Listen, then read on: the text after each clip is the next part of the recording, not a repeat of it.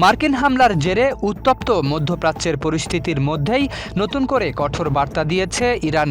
দেশটির ভূখণ্ড কিংবা জাতীয় অবকাঠামোর ওপর যে কোনো হামলার জবাবে কঠিন ও নির্ণায়ক পদক্ষেপ নেওয়ার ঘোষণা দিয়েছেন ইরানের পররাষ্ট্রমন্ত্রী আব্বাস আরাগচি। বুধবার কাতার ভিত্তিক সংবাদ মাধ্যম আল জাজিরার এক প্রতিবেদনে বলা হয়, সামাজিক মাধ্যমে দেওয়া এক পোস্টে আরাগচি জানান, ইরানের জাতীয় অবকাঠামো সহ দেশের বিরুদ্ধে পরিচালিত যে কোনো আগ্রাসনের কঠোর ও সুনির্দিষ্ট জবাব দিতে তেহরান বাধ্য থাকবে।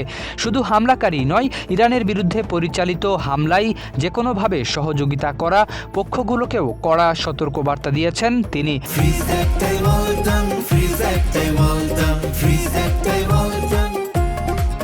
আরাগচির ভাষ্য, হামলায় সরাসরি অংশ নেওয়া কিংবা যে কোনো ধরনের সহায়তা প্রদানকারী পক্ষগুলোকে সমানভাবে বৈধ লক্ষ্যবস্তু হিসেবে বিবেচনা করবে ইরান।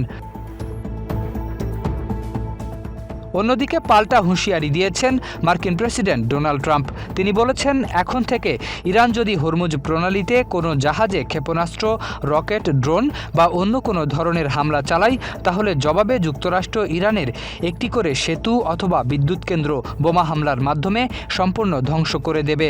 মার্কিন ইরান পাল্টাপাল্টি এই হুমকিতে মধ্যপ্রাচ্যে নতুন করে উত্তেজনা আরও বাড়ার আশঙ্কা তৈরি হয়েছে।